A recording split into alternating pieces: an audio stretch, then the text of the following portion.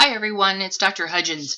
Instead of sending you a video for you to watch me talk to you, I thought I would give you some screenshots of some of our best exemplars for your professional practice model and give you another view for an ongoing APA issue. So for exemplars, I want you to know that the puppy you see in the background of a lot of the videos is Madeline, and that's her picture on your screen right now. This is your cue to go, aw, what a cute puppy. Now, let's take a look at your work. I've put in 4 examples of some of the professional practice models that you all submitted this week. Folks, this was a tough assignment. It required you to really understand what a professional practice model was, and then it required you to consider your own practice area and develop a novel idea of what a good professional practice model would be. And then you were asked to explain each of the concepts, support them in a scholarly way, and then draw a picture. So this was not an easy assignment. So if it was one that you stumbled with, don't get overly stressed about it. We are in week 6 and we have plenty of road left to accomplish. What I do want you to do is to see some of the ones that were highly successful. So the first one that I'm going to show you, this is Whitney's professional practice model. She's in your class. While I've never had a student draw their professional practice model, she did a fantastic job. This is a great creation of what it would look like within her organization in when it looks at value and how her organization functions. So this is something that visually, when you look at it, you understand the relationship between a flower, the sun, and the moisture that comes from the rain and how everything connects together. I don't have to have a lot of arrows, or I wouldn't even need to really read her narrative to explain how all of this connects, because it uses commonly understood concepts and connects them in a way that makes sense. So this is a good example. And it's also a good example because it's one that I wasn't expecting. This is Suzette's professional practice model. Again, this is something that I think took a little bit more time, first to get all of the arrows in pretty close shape and size, then put them in a circle, and then plug in all the words. One of the things that I like a bit about Suzette's is that she gave us a key. When I look at this, I wondered, why are some green, why are some pink, and why are some orange? I can look at her key and I can see that the orange arrows relate to leadership, and then you can follow the key for the relationships. The other great thing about Suzette's professional practice model is that it's centered on the patient, which I think all of our things should also be centered on. Something else I want to highlight is how she used the Appendix A and properly titled it and centered it at the head of her paper.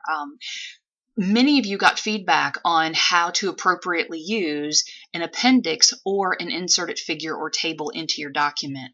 So if that was a misstep for you, make sure that you look and understand how you APA format something when you're going to put a figure, which is embedded in your paper, or an appendix, which comes after your reference list. So I think Suzette did a great job with that. The next one is Michelle's professional practice model, and I chose this one because it was one of the ones that used a mnemonic. Several of you did this, but this turned out really well. Visually, when I look at this, it's appealing.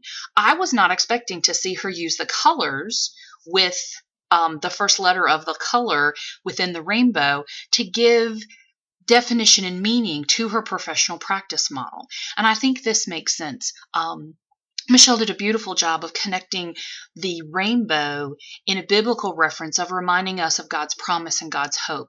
So visually, this works for me. I can look at it and I like the mnemonics just because my brain works that way. So I think she was really successful with this. And the last one is Jacob's graphic depiction of what he's calling a care professional practice model. And one of the things that I really like about Jacob's picture is the symbolism in it and how well he related his theory within his professional practice model. Now, I do think when I look at this, I get the sense that collaborative and academic and realistic and expertise are in the hands of what a care model would be. That you have to have some of the individual, you have to have some hope, and you've got to have some thinking involved with it. One of the things that Jacob did is he gave a very good narrative to connect all of the dots.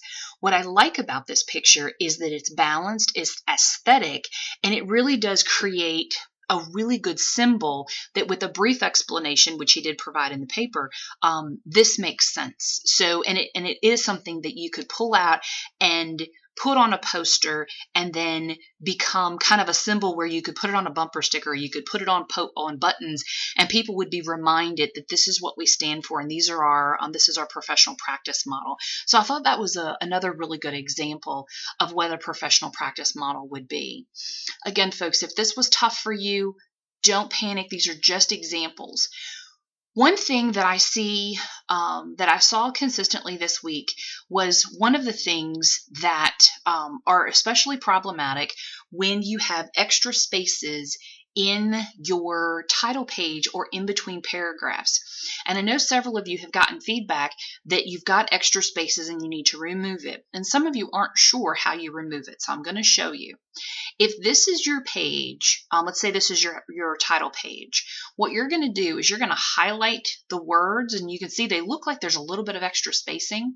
You're going to highlight this. You're going to go under paragraph, and you'll see the drop-down menu with a top arrow and a bottom arrow, and you're going to click on the caret. All the way down at the bottom, you'll see where it says remove space after paragraph. And if I remove that, you'll see that the space gets smaller. That's all you have to do. If it's a problem throughout your paper, hit Control A, which will highlight your entire paper. This is Control A. It covers everything. And then you can add and remove spaces in the same way. So you can add the space or you can remove the space. Okay, I hope that is helpful. There were no other major APA issues.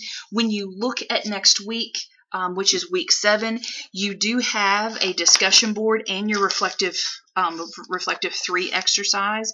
Your discussion board is a call to serve. This is requiring you to use a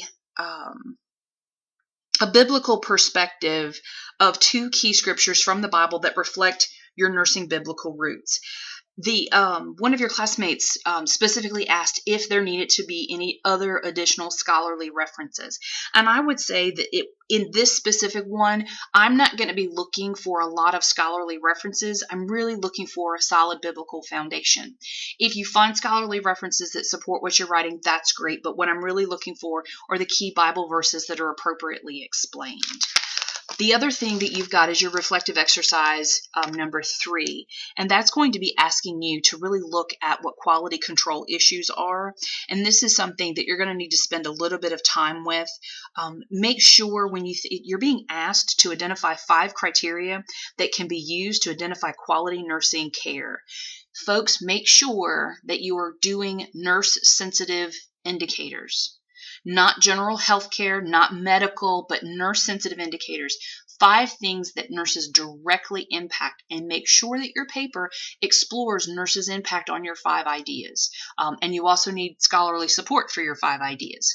So make sure that when you're writing a paper, that even if you have a brilliant idea, that you need to have scholarly support demonstrating its brilliance. And that's just scholarly writing, folks. That's writing at the graduate level. Know that I'm here. If you have any questions or concerns, send me an email. I'm happy to discuss. I will look forward to seeing your week 7 work, and I'm excited to see how you guys wrap up the course. You guys take care.